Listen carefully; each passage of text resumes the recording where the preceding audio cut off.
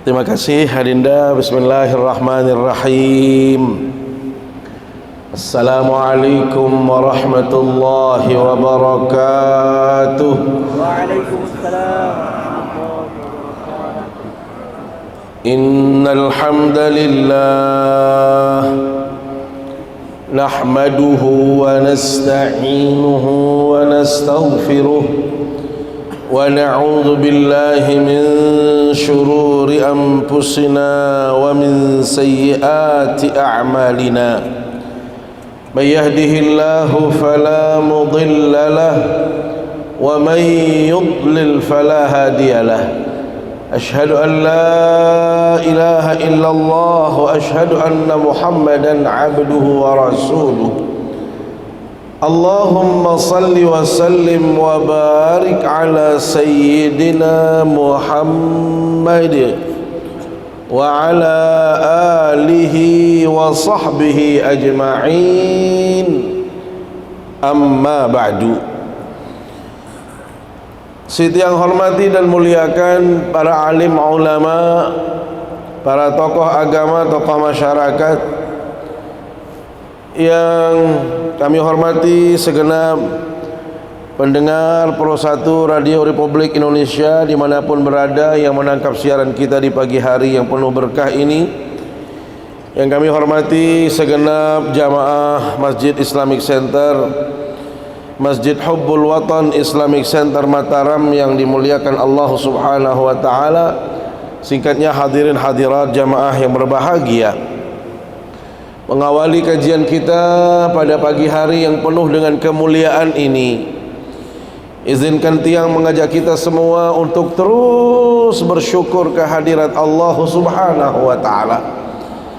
Karena dipastikan yang hadir di majelis yang mulia ini mendapatkan begitu banyak kenikmatan dari Allah Subhanahu wa taala.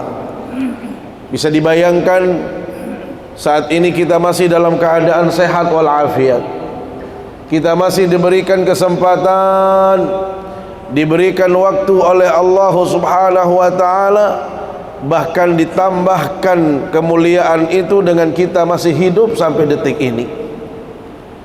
Ibu-ibu, kira-kira nikmat yang namanya hidup ini nikmat apa tidak? Bapak-bapak, kita hidup saat ini nikmat apa tidak? Ada yang mau meninggal dunia duluan? Silahkan. Ya, kalau mau silahkan. Tetapi tidak ada satupun manusia yang mau meninggal dunia terlebih dahulu. Bahkan kalau kita cek di rumah sakit, begitu banyak orang-orang yang sakit, bahkan mungkin untuk membayar obat pun tidak ada, tetapi mereka ingin semuanya merasakan nikmat hidup. Orang yang miskin sekalipun tidak mau meninggal dunia, bagaimana dengan orang yang kaya? Ini menunjukkan bahwasanya Allah Subhanahu wa taala memberikan karunia, memberikan kenikmatan yang luar biasa bagi kita semua. Maka pastikan hadirin yang dirahmati Allah, semua nikmat ini kita hadirkan untuk melakukan kebaikan, melakukan amal saleh, meningkatkan ketaatan kita kepada Allah Subhanahu wa taala sebagai jaminan untuk meraih kebahagiaan di akhirat kelak. Seringkali yang sampaikan di hadapan jamaah, kita hidup di dunia yang sementara ini saja, tidak ada di antara kita yang menginginkan kesengsaraan. Semua kita ingin senang, semua kita ingin bahagia. Makanya kita mencari nafkah, kita berusaha, kita berbisnis. Semua itu tujuannya agar kita senang, agar kita bahagia. Padahal hidup di dunia hanya 60 tahun, 70 tahun kata Rasulullah. Maka bagaimana dengan kehidupan akhirat yang tidak lagi kita tahu berapa? Tidak ada penjelasan kecuali di situ adalah kehidupan yang kekal abadi selamanya. Sehingga kita tidak bisa menghitung berapa lama kita hidup. Kenapa? Karena kita kekal selamanya di situ.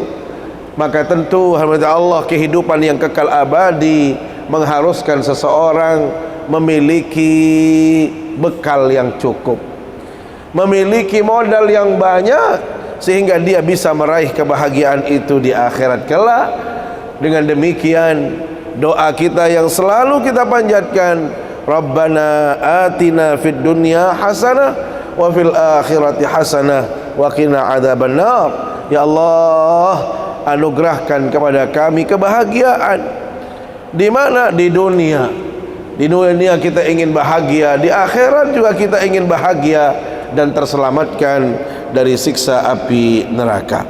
Maka pastikan hati Allah, kita hadirkan nikmat ini, kita gunakan semua kenikmatan itu untuk kita bisa beribadah sebaik-baiknya di hadapan Allah. Dengan demikian kita akan merasakan kenikmatan dan kebahagiaan di sisinya. Salawat serta salam selalu kita sampaikan ke hadapan baginda Rasulullah sallallahu alaihi wasallam, kepada segenap keluarga, para sahabat, para tabi'in, para tabi'it tabi'in, dan semua pengikut baginda Rasulullah sallallahu alaihi wasallam, termasuk kita yang hadir di majlis yang mulia ini. Mudah-mudahan kita semua mendapatkan syafaatnya di hari kiamat kelak. Amin ya rabbal alamin. Bapak Ibu jamaah yang dimuliakan Allah Subhanahu wa taala, kajian kita pada pagi hari ini melanjutkan kajian surat Al-Qasas, tepatnya di ayat yang ke-71 dan seterusnya. Maka sebagaimana kebiasaan di dalam mengkaji tafsir ini, sebelum kita akan memulai dengan bacaan tafsirnya, kita akan awali terlebih dahulu dengan membaca ayat yang akan kita kaji. A'udzu billahi minasy syaithanir rajim. Bismillahirrahmanirrahim. Qul ara'aytum in ja'ala Allahu 'alaykumul layla sarmadan ila yaumil qiyamati man ilahun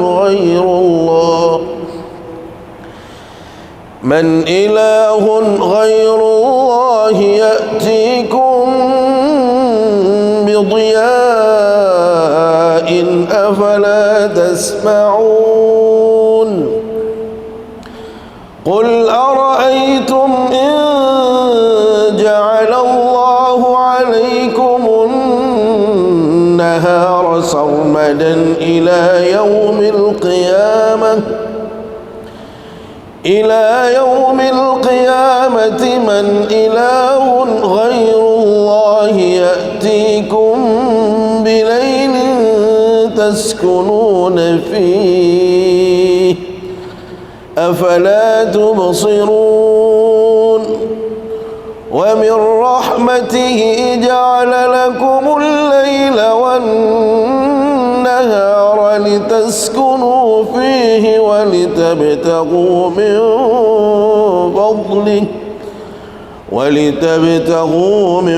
fadlihi wa la'allakum tashkurun.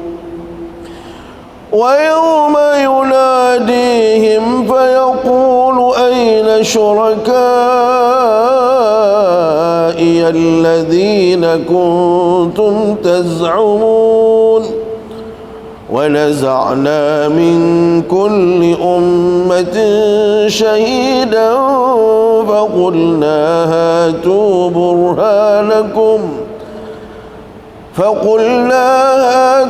برهانكم فعلموا أن الحق لله وضل عنهم ما كانوا يفترون. Hadirin yang dimuliakan Allah Subhanahu wa taala, ayat ini masih erat kaitannya dengan ayat yang sebelumnya yang berbicara tentang Allah Subhanahu wa taala. Huwallah la ilaha illahu. Dialah Allah yang tidak ada Tuhan selain Dia. Dia yang pertama dan Dia yang di akhir. dan kepadanya Allah Subhanahu wa taala kembali segala apapun itu. Nah, di ayat yang berikutnya ini Allah ingin menegaskan kembali tentang keberadaannya.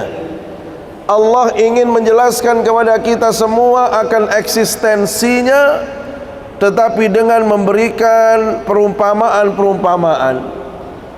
Allah menggambarkan kepada kita semua dengan ciptaan-ciptaannya, sehingga kita sebagai orang yang beriman itu akan lebih mudah percaya, bisa percaya dengan apa yang kita lihat, apa yang kita saksikan, apa yang kita dengar dalam kehidupan ini.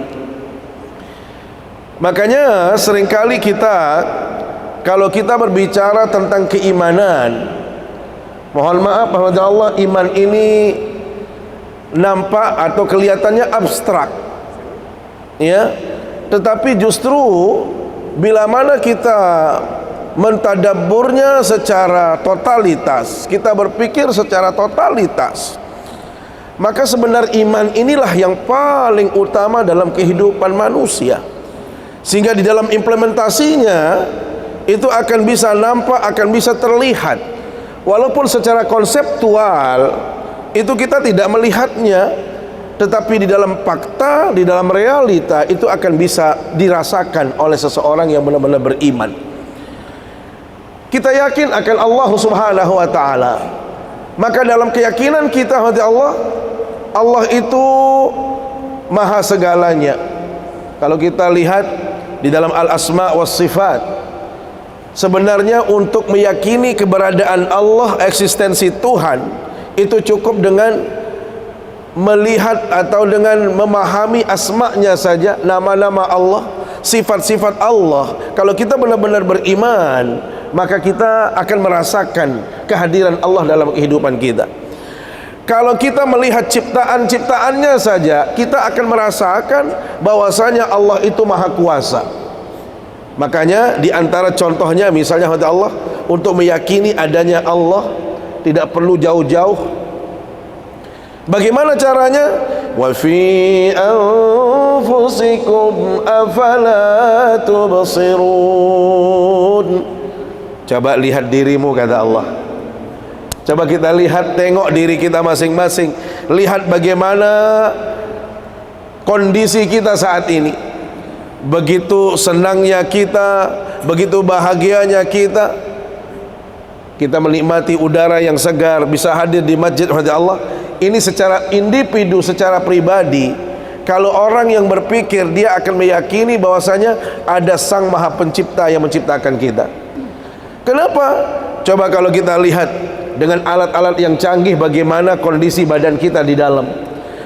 Bagaimana kalau kita melihat Allah menciptakan tubuh kita dengan sekian banyak yang namanya sel-sel Allah. Bagaimana posisi tulang, bagaimana daging, di mana posisi jantung, di mana hati. Ini kalau bukan zat yang maha sempurna, zat yang maha kuasa, tidak mungkin menciptakan ciptaan yang begitu indah, luar biasa. Apalagi dalam diri kita, Allah, begitu pedenya kita.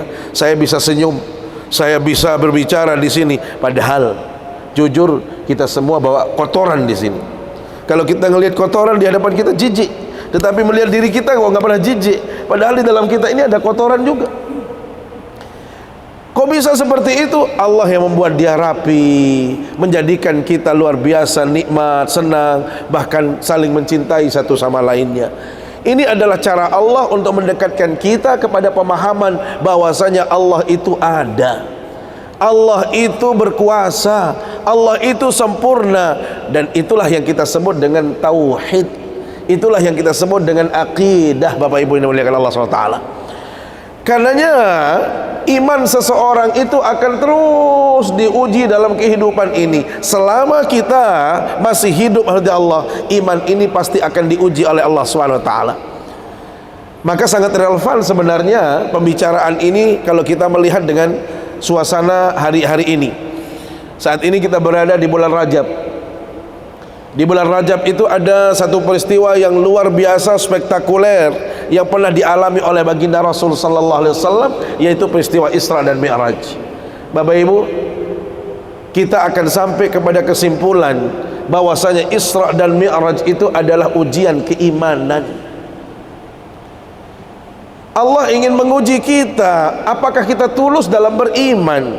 Apakah kita benar-benar yakin kepada Allah? Jangan-jangan kita hanya mengatakan saya yakin kepada Allah secara lisan saja, tetapi secara faktual, mohon maaf, jangan-jangan kita belum beriman. Apa contohnya? Bu, begitu mudah kita berbisik-bisik dengan tetangga, dengan teman kita, sambil kita membicarakan orang lain, sambil menghina orang lain. Kacet dua doang now. Hanya kita berdua saja yang tahu. Loh, orang yang seperti ini yakin kepada Allah apa tidak?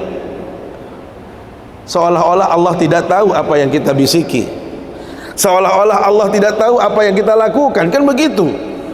Secara faktual ternyata kita belum beriman. Konseptual kita mungkin beriman. Mohon maaf, kenapa ada orang berani melakukan kejahatan? Ada orang mengambil motor di sana, mengambil sepatu orang. Kira-kira di saat dia ambil itu dia menghadirkan Allah apa tidak? Dia yakin Allah melihat atau tidak? Berarti seolah-olah dia tidak yakin Allah melihat. Kalau dia yakin Allah melihat dia, Allah tidak mungkin dia melakukan kejahatan. Ya kita saja dalam hidup ini tidak mungkin membicarakan orang lain, tidak mungkin memfitnah saudara kita, tidak mungkin menzalimi teman. Kenapa? Apa sih yang kita lakukan kecuali Allah merekam itu semua, Allah melihat itu semua. Inilah yang dimaksud dengan akidah kepada Allah. Jadi jangan menggampangkan tauhid itu, ya yang penting kita sudah asyhadu alla ilaha illallah secara lisan saja. Tidak. Lisan itu hanyalah tingkatan pertama kepada Allah. Percaya kepada Allah ya tentu pertama dengan lisan, tetapi itu tingkatan yang paling bawah. Yang paling tinggi adalah bagaimana menghadirkan Tuhan dalam kehidupan kita, bagaimana menghadirkan Allah, sehingga Allah itu benar-benar maha melihat, maha mengetahui, maha berkuasa. Itu kita rasakan. Sampai-sampai kita yakin Allah itu maha kaya. Maka kita tidak perlu mengemis-ngemis, kita tidak perlu minta-minta kepada sesama manusia. Kenapa? Allah yang kaya. Tetapi realitanya Allah, mohon maaf saya katakan, saya beberapa kali menyampaikan, kalau tidak salah di majelis yang lain, ada filsafat, ada kajian filsafat namanya filsafat Nietzsche. Filsafat Nietzsche mengatakan apa? Tuhan sudah mati. Apa maksudnya dia? Bukan Tuhan itu mati, tetapi perilaku kita yang mencerminkan seolah-olah Tuhan itu tidak ada dalam kehidupan kita. Banyak di antara kita yang sombong, banyak di antara kita yang mohon maaf durhaka, banyak di antara kita yang melakukan kejahatan. Orang kalau dia yakin Tuhan ada, nggak mungkin melakukan itu, kan begitu? Tetapi kita berani melakukan kejahatan seolah-olah Tuhan tidak ada. Ini yang dimaksud, mohon maaf. Jadi bukan kita berfilsafat dalam artian makna sebenarnya, tetapi seolah-olah kita sudah melupakan Tuhan dalam kehidupan kita. Maka hadirin Allah, kalau kita mengkaji Isra dan Mi'raj sedikit saja, karena itu ujian iman. Kalau kita mau mencari orang yang benar-benar tulus beriman, itu potret Abu Bakar itulah potret orang yang beriman sejati. Bagaimana beliau Allah di saat orang-orang kafir Quraisy menyaksikan apa yang dialami oleh baginda Nabi? Tidak mungkin baginda Nabi sampai Sidratul Muntaha, sampai Baitul Ma'mur, perjalanan 500 tahun, satu langit ke langit yang berikutnya. Berarti berapa tahun kali 7? 350 tahun, 33.500 tahun. Belum lagi dari Mekah menuju Masjid Aqsa, itu secara logika tidak masuk. Tetapi karena dia beriman kepada Allah, dia yakin kepada Rasulullah. Apa kata Abu Bakar As-Siddiq dalam konteks iman? Wallahi inni la usaddiqu ma huwa a'zamu min dzalik. Demi Allah, saya percaya dan saya beriman atas apa yang dialami oleh baginda Rasul SAW. Bapak Ibu, ini ibarat, dan ini yang disebutkan oleh Rasulullah SAW. Kalau kita timbang-timbang kualitas iman Sayyidina Abu Bakar As-Siddiq, satu orang, dengan iman kita semua yang ada di dunia ini, seluruh umat Islam, mungkin jumlahnya saat ini 3 miliar Bapak Ibu. Umat Islam semuanya beriman. Apa kata Rasul? Lau wuzina imanu Abi Bakrin As-Siddiq bi imanin nasi kullihim la rajaha imanu. Rasul yang menegaskan, kalau ditimbang-timbang beratnya iman satu orang Abu Bakar dengan 3 miliar manusia yang beriman di seluruh dunia saat ini, masih lebih berat imannya Abu Bakar As-Siddiq. Berarti kita posisinya di mana? Bu, saya selalu katakan sama jamaah, kalau yang paling itu emas itu Bu, kalau paling tinggi berapa karat Bu? 24, itu emas paling tinggi. Imannya Abu Bakar itu 24. Berarti kalau kita karatannya doang, masih karatan semua. Belum nampak emasnya Bapak Ibu tahu. Kenapa? Bisa dibayangkan satu orang pribadi Abu Bakar, kata Rasul, dibandingkan dengan 3 miliar manusia masih lebih berat beliau. Makanya mohon maaf, Umar Ibnul Khattab, Sayyidina Umar itu nangis sejadi-jadinya di hadapan Abu Bakar As-Siddiq. Dalam artian apa? Sampai beliau katakan, wallahi mastabaqna ila babi khairin qad illa wa qulta sabiqan. Demi Allah, saya menangis, saya sedih, bukan berarti sedih sakit, tetapi saya kecil di hadapanmu wahai Abu Bakar. Kenapa? Tidak ada satupun orang yang berlomba dalam urusan kebaikan kecuali Anda nomor 1. Ada nggak kira-kira seperti Abu Bakar di sini? Bayangkan dalam Al-Quran surat Al-Baqarah ayat 271, Allah Subhanahu wa taala berfirman, in tubdus sadaqati fa ni'mahi wa in tukhfuha wa tu'tuhal fuqara fa huwa khairul lakum. Allah berfirman, kalau engkau tampakkan sedekahmu, kalau Anda sebut, Anda umumkan sedekahmu, boleh Bapak Ibu. Jadi tidak ada halangan, tidak ada keharaman. Kalau misalnya Pak Haji Ilham sebut, saya mengeluarkan sedekah sekian, si Fulan sebut, boleh, pakai mic juga boleh, lewat panitia juga boleh, nggak haram. Tetapi ada satu syarat Haji Saleh, syaratnya apa? Sedekahnya harus banyak Bu. Kalau sedekahnya banyak boleh disebut, boleh diumumkan. Lagu lamun 2000 dendek wahane bibihan seterum doang. Ni meli tu umuman 2 yupi seterum lebih izin. Mahalan najin seterum ngoleh-ngoleh kerja sedekah. Dan menikah. Tapi kalau misalnya 10 juta, 20 juta boleh. Ada dapat kurang-kurangin lah seterum baul. Supaya apa? Yang lain-lain bisa. Oh, yuk. Masa kalah. Kira-kira begitu. Jadi ada kompetisi dalam kebaikan. Bapak Ibu sedikit saja, karena ini ada kaitannya dengan iman.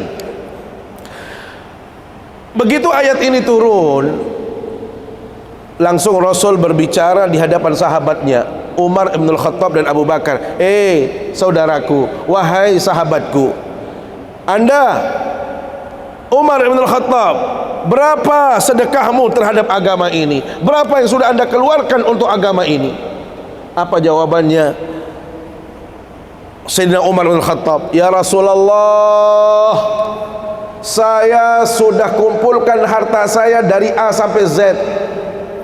Terus saya sudah keluarkan setengah harta saya untuk agama ini. Rasul bertanya kemudian, madza tarakta li ahlika? Apa yang engkau tinggalkan untuk keluargamu dan anak-anakmu? Apa jawab beliau? Taraktu lahum nisfa mali, saya tinggalkan setengah bagiannya. Bapak Ibu, Bu, kalau kira-kira bapaknya bilang, oh ibu, nih 2 bandet sehara, semua harta kita sudah, satu untuk agama kita bagi setengahnya, yang setengah jari sangu ibu kaca bija jari sebab untuk keluarga. Bu, cukup kira-kira setengah Bu? Ibu di narak bani ngerawas di bani. Bapak-bapak mohon maaf, ada yang kira-kira mau mendekati Sayyidina Umar Ibn Al-Khattab, harap milih jadi Umar? Darak, ya Allah, darak dengan milih jadi Umar. Sayyidina Umar ni kipir setengah. Ane nak berduit aset 1 miliar, berarti setengah miliar ni dia serahkan untuk agama, setengah jadi sangun. Kira-kira baun barang mana Haji Saleh? Wah, ni temah. Ni temah. Ada yang mau angkat tangan?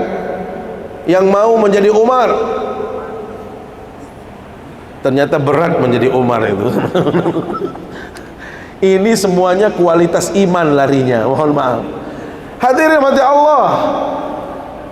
Begitu Abu Bakar ditanya oleh baginda Rasul sallallahu alaihi wasallam, "Wahai sahabatku Abu Bakar, kalau anda bagaimana?"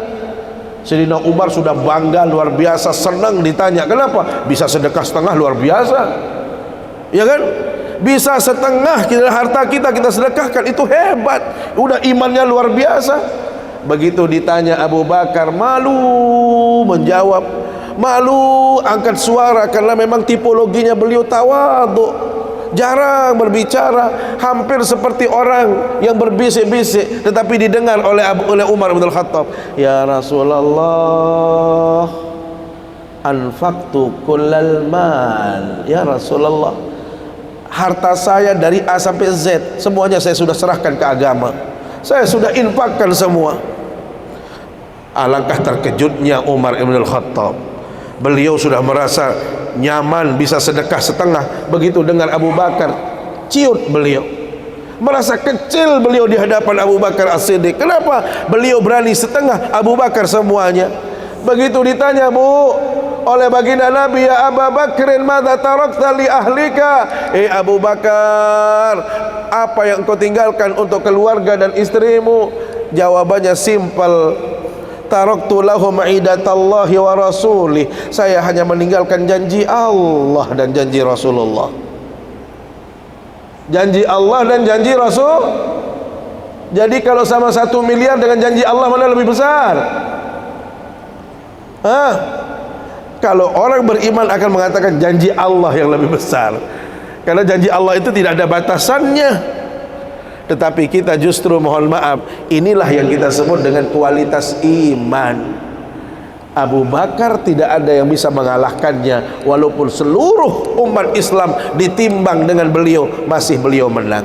Nah, kita kembali kepada ayat ini, hati Allah. Karena itu ayat ini memberikan penegasan kembali akan eksistensi Allah, keberadaan Allah dalam kehidupan kita.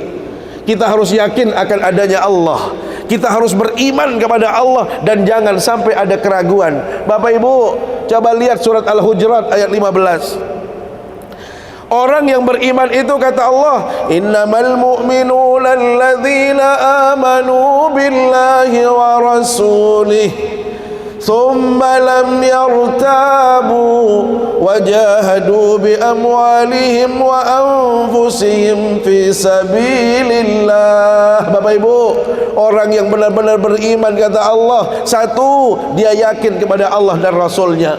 Keyakinan ini sama sekali, yang kedua, tidak ada ragunya sedikit pun, sama sekali tidak ada keraguan. Yang ketiga, wajahadu bi amwalihim, harta itu kecil, kalau itu untuk Allah dia berikan semuanya untuk Allah. Wa anfusihim, kalau perlu nyawa pun dia korbankan untuk Allah. Kenapa? Iman yang mengantarkan dia seperti itu. Nah, kalau kita kan masih, mohon maaf, dot julu, bare julu, laun julu, belum seperti itu sampai jamaah. Maka ingat, keyakinan kita kepada Allah harus benar-benar total. Kita yakin kepada Allah, kita yakin kemahakuasaannya dan lain sebagainya. Maka ayat ini berfirman, Allah berfirman, qul ara'aytum in ja'alallahu 'alaikumul laila sarmadan ila yaumil qiyamah. Katakan wahai Nabi Muhammad, katakan kepada orang-orang yang ingkar kepada Allah, yang tidak percaya kepada Allah, terutama para kafir Quraisy, orang-orang Makkah yang ingkar kepada Allah. Apa itu? Ara'aitum in ja'alallahu 'alaikumul laila sarmadan. Bagaimana pandanganmu sekiranya Allah menjadikan malam saja dalam hidup ini sampai hari kiamat? Tidak ada matahari, tidak ada cahaya, malam saja. Jadi kita itu sampai hari kiamat malam. Kira-kira bertahan hidup nggak kita dengan malam? mungkin banyak yang kolaps sudah. Kenapa? Karena kita perlu matahari, Bapak Ibu. Bagaimana mungkin kita bisa menggunakan pakaian kita kalau kita tidak cuci, kemudian kita jemur dengan baik, itu akan mengeluarkan bau yang tidak sedap. Bagaimana mungkin kita bisa beraktivitas di malam hari, karena beberapa kegiatan pekerjaan itu harus diselesaikan pada siang hari. Maka Allah cukup memberikan pertanyaan, bagaimana sekiranya kalau Allah tidak menyetop, terus saja malam ini terjadi sampai hari kiamat. Maka alhamdulillah, man ilahun ghairullah ya'tikum bidhiya. Ada tidak orang yang dibilang mampu, yang bisa menghadirkan cahaya yang membalikkan ini semua? Ada nggak selain Allah? Allah bertanya, kalau Allah jadikan ini malam, ada nggak di antara anda yang akan mampu merubahnya menjadi siang? Tidak ada. Maka apa kata Allah? Itu semua terjadi karena Allah. Afala tasma'un, kenapa anda tidak mendengarnya baik-baik? Bapak Ibu, inilah cara Allah untuk menunjukkan akan keberadaannya. Allah membuat perumpamaan-perumpamaan, Allah mengajarkan kita melalui ciptaan-ciptaannya, dan juga Allah seolah-olah bertanya kepada kita supaya kita benar-benar yakin akan adanya Allah SWT. Yang kedua juga demikian, qul ara'aytum in ja'alallahu 'alaikumun nahara sarmadan ila yaumil qiyamah. Katakan wahai Nabi Muhammad kepada mereka yang ingkar kepada Allah, sekiranya Allah menjadikan ini semua siang saja, tidak ada malamnya. Bapak Ibu, Bu, kalau siang-siang saja nggak ada malam, mau Bu? Yang kasihan pengantin, kapan dia mau tidur? Ya kan? Yang kasihan kita semua, kapan kita mau istirahat? Yang kasihan kita semua, kapan kita mau menikmati kehidupan ini? Karena malam-malam itu adalah waktu untuk kita menghadirkan kontemplasi. Kita ingin duduk sambil termenung, sambil berzikir kepada Allah. Kita ingin dekat kepada Allah SWT. Maka Allah SWT berfirman, manusia, sekiranya Allah jadikan siang ini terus menerus sampai hari kiamat, ada di antara kita manusia yang bisa menyetop itu semua? Ada di antara kita yang bisa merubahnya? Itu tidak mungkin kepada Allah. Maka man ilahun ghairullah ya'tikum bilailin taskununa fih. Adakah seseorang atau siapapun yang mampu bisa menghadirkan malam? Bapak Ibu, kalau kita membuat sesuatu saja, jangankan yang jauh-jauh, kita melukis saja, itu tidak bisa sempurna. Walaupun tidak sempurna saja sudah bagus, kira-kira begitu. Tetapi kalau Allah yang menghadirkan itu semua, itu sempurna sekali. Lihat kita, saya katakan tadi, lihat alam, lihat gunung, lihat ciptaan-ciptaan yang lain. Ini menunjukkan kalau Allah itu adalah maha sempurna. Makanya mohon maaf, kenapa kalau dalam hal-hal yang sifatnya menakjubkan sekali, di mana manusia sulit untuk melakukan itu, bahkan tidak mampu melakukan itu, selalu kita mengatakan subhanallah. Ya, Bapak Ibu, setiap melihat sesuatu yang indah luar biasa di luar jangkauan kita, kita katakan subhanallah. Ya, makanya kenapa Isra dan Mi'raj Allah awali dia dengan subhana. Apa arti subhana, Bapak Ibu? Subhana itu jumlatu au kalimatu tanzihin wa taqdisin, kalimat yang mengandung penghilangan terhadap segala sesuatu yang tidak pantas bagi Allah SWT. Itu namanya tanzih. Bagaimana itu? Tidak mungkin Allah dusta, tidak mungkin Allah lemah, tidak mungkin Allah punya keturunan, tidak mungkin Allah punya sahabat dan lain sebagainya. Itu namanya kita menghilangkan semua sifat-sifat yang menunjukkan akan lemahnya Allah SWT. Maka di situ adalah takdis. Takdis itu artinya apa? Mensucikan Allah. Mensucikan Allah artinya apa? Kita harus menghadirkan kalau Allah itu sempurna. Makanya subhanallah ini, Bapak Ibu, adalah kalimat yang sangat ringan tetapi sangat dicintai oleh Allah. Ya, apa katanya dalam hadis? Kalimatani khafifatani 'alal lisan, thaqilatani fil mizan, habibatani ilar rahman. Subhanallah wa bihamdihi subhanallahil azim. Dua kalimat ringan Bapak Ibu, mudah diucapkan saking ringannya, tetapi nilainya di hari kiamat itu berat timbangan pahalanya. Dan satu lagi, itu sangat dicintai oleh Allah kalimat-kalimat seperti itu. Maka perbanyaklah kita, kalau kita sudah beriman kepada Allah, salah satu di antaranya memuji Allah, bertasbih subhanallah, subhanallah, di samping kalimat-kalimat yang lain. Ya, kenapa? Itu menunjukkan kita mensucikan Allah, memuliakan Allah, menunjukkan kalau Allah itu segalanya. Itu makna daripada subhan.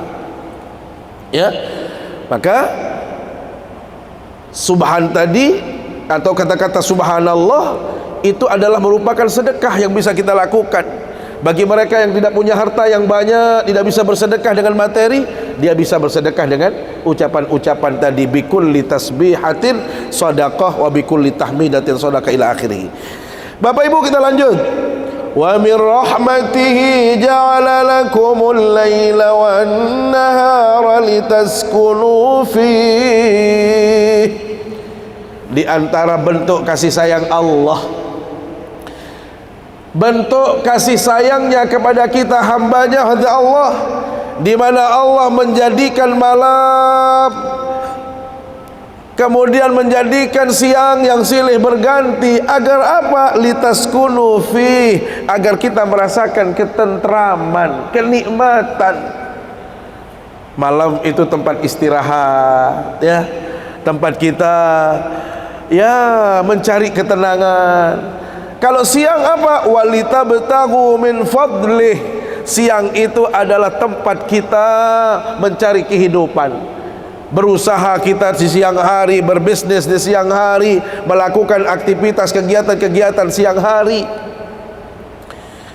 Makanya apa yang kita lihat saat ini itu adalah kekuasaan Allah. Pergantian siang dan malam itu hanya kuasa Allah. Siapa yang paling hebat di dunia ini, kata Allah? Man ilahun ghairullah. Ada yang merasa sebagai Tuhan selain saya? Coba suruh dia ganti malam menjadi siang, ganti siang menjadi malam. Enggak mungkin. Dari sini Allah kita harus sampai kepada kesimpulan, Allah segalanya, Allah maha kuasa, Allah maha segalanya untuk melakukan apapun dalam kehidupan kita. Makanya ini adalah bentuk rahmat Allah. Bapak Ibu, dalam hadis disebutkan rahmat Allah itu ada 100. Inna lillahi mi'ata rahmatin. Allah itu memiliki 100 rahmat. Fa amsaka tis'atan wa tis'in fa anzala rahmatan wahidah. Dari 100 rahmat yang Allah miliki Bapak Ibu, 99 Allah tangguhkan itu semua. Allah tidak turunkan ke dunia, tetapi Allah akan turunkan itu di akhirat. Terus berapa yang diturunkan oleh Allah?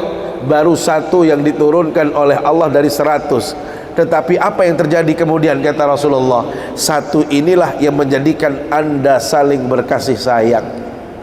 1 ini yang Anda lihat bagaimana cintanya anak sapi, bagaimana induk sapi, induk onta dengan penuh kesabaran dia mengayomi anaknya, memberikan dia susunya, merawatnya. Bapak Ibu,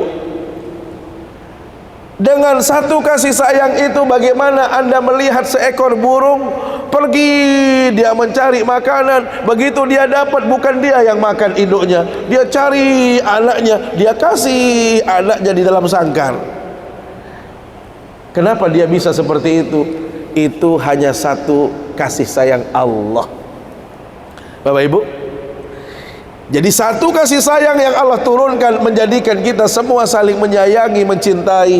Bahkan makhluk-makhluk pun saling mencintai. Itulah luar biasanya Allah. Inilah kehebatan Allah. Baru 1 kita sudah saling menyayangi. Bagaimana dengan 100 rahmat? Makanya kita dituntut, mohon maaf Bapak Ibu, ada yang disebut dengan al-khauf war raja. Kita perlu khawatir sedikit.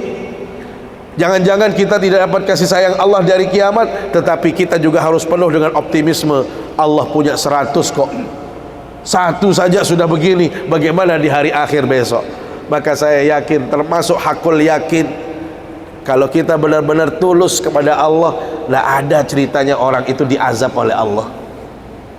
Allah hanya menyiapkan neraka itu bagi mereka yang sombong, mereka yang durhaka kepada Allah. Tetapi kalau kita taat, walaupun sedikit-sedikit, saya termasuk yakin itu. Kenapa? Baru satu saja begini rasanya, kan begitu. Satu saja rahmatnya sudah nikmat hidup kita, bagaimana 100? Dan itu Allah akan janjikan kita, saya akan turunkan nanti di akhirat. Hadirin Allah, wa yauma yunadihim fayaqulu aina syuraka'i alladzina kuntum taz'umun. Pada saat nanti Allah SWT di hari kiamat akan menyeru kita semua, mana Tuhan-Tuhan, sekutu-sekutu saya dulu yang engkau katakan itu, yang anda percayai dulu itu? Coba datangkan itu semua. Allah, tidak mungkin itu bisa kita hadirkan. Kenapa? Yang kuasa itu hanyalah Allah.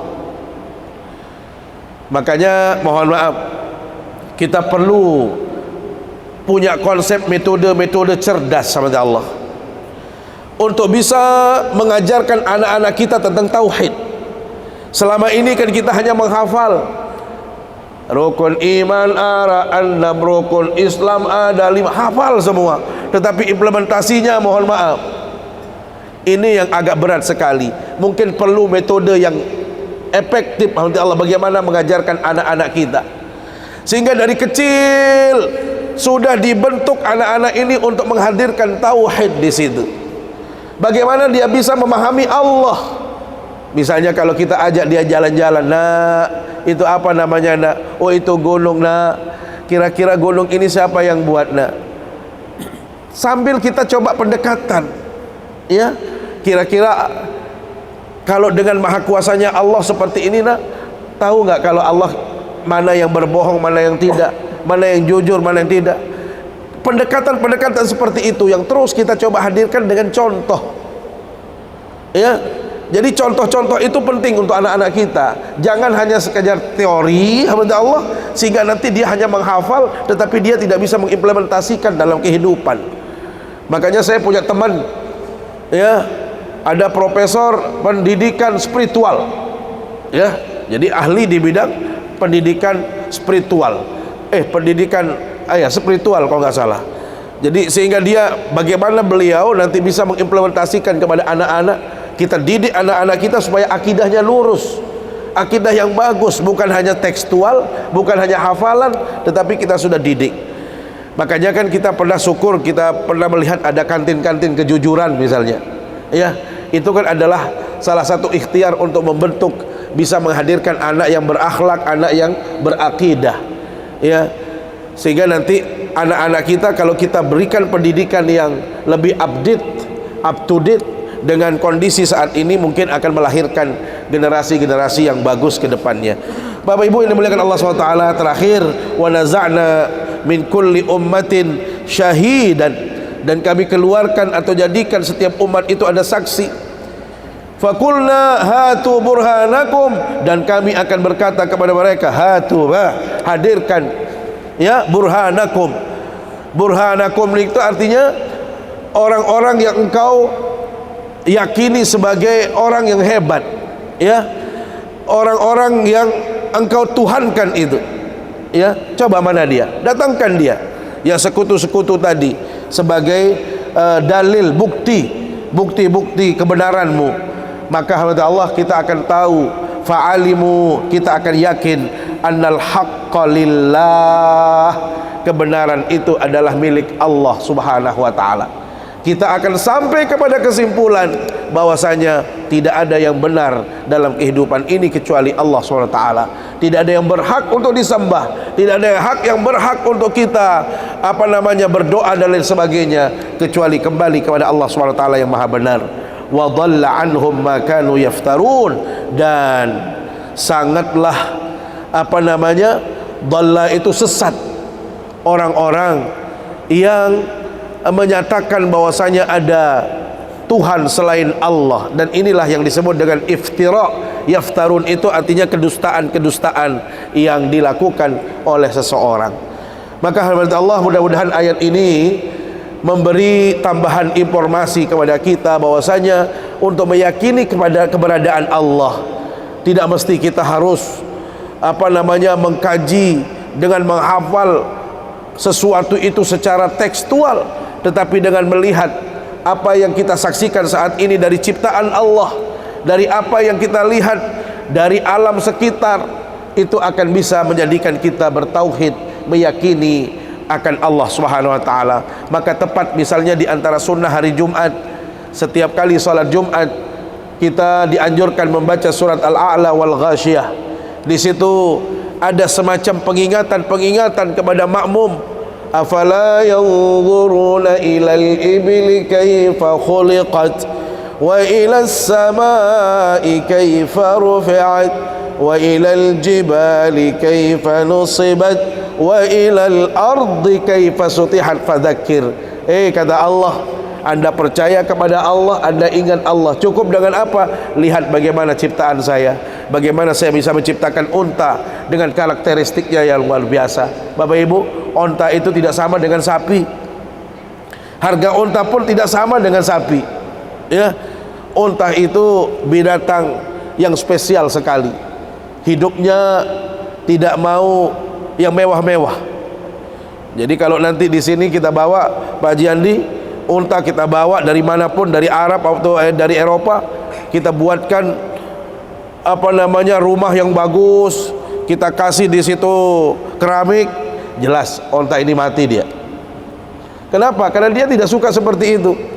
Dia harus dibuatkan desain tempatnya itu yang berpadang pasir. Karena memang dia cocok di wilayah-wilayah yang terik, wilayah-wilayah yang panas, ya seperti itu. Kemudian hebatnya yang namanya unta, mudah-mudahan kita bisa mengambil pelajaran dari unta, Bapak Ibu. Unta itu sekali makan bisa bekerja 10 hari baru dia lapar kembali. Minum sekali 10 hari kemudian baru dia minum. Bisa nggak kita kayak unta? Biar kerjanya lebih banyak. Unta itu jalan di padang pasir, sekali makan dia nggak makan-makan lagi. Lamun ite jangan makan-makan luntuk. Haji Saleh, itu begawian bangunan, kelemak ngupi, pisang goreng, kacang ambon goreng, masih boboy ambit, pesor itu ndek mano nih, dia menjam siwak pesor, dia menjam sholat, ambil nasi, yuk, ya makan-makan luntuk, pirana jari bangunan. Coba model unta, kira-kira begitu alhamdulillah. Jadi banyak ciptaan Allah yang menjadikan kita harus dekat kepada Allah dan percaya kepada Allah. Saya pikir demikian yang dapat kami sampaikan. Terima kasih atas segala perhatian dan mohon maaf bila ada hal-hal yang kurang berkenan. Aqulu qauli hadza wa astaghfirullah. Mari kita bermunajat, berdoa kepada Allah Subhanahu wa taala. A'udzubillahi minasyaitonir rajim. Bismillahirrahmanirrahim. Alhamdulillahirabbil alamin. Salatu wassalamu ala asyrafil anbiya'i wal mursalin Sayyidina wa maulana Muhammad wa ala alihi wa sahbihi ajma'in. Allahumma inna nas'aluka imanan kamila wa yaqinan sadiqa wa i'tiqadan sahiha wa ilman nafi'a wa amalan mutaqabbala wa rizqan halalan tayyiba wasi'an fid dini wad dunya wal akhirah. اللهم اغفر للمسلمين والمسلمات والمؤمنين والمؤمنات الأحياء منهم والأموات إنك سميع قريب مجيب الدعوات وقاضي الحاجات. ربنا هب لنا من أزواجنا وذرياتنا قرة أعين واجعلنا للمتقين إماما. ربنا آتنا في الدنيا حسنة وفي الآخرة حسنة وقنا عذاب النار. وصلى الله على سيدنا محمد وعلى آله وصحبه أجمعين. سبحان ربك رب العزة عما يصفون وسلام على المرسلين والحمد لله رب العالمين. أقول قولي هذا واستغفر الله. السلام عليكم ورحمة الله وبركاته.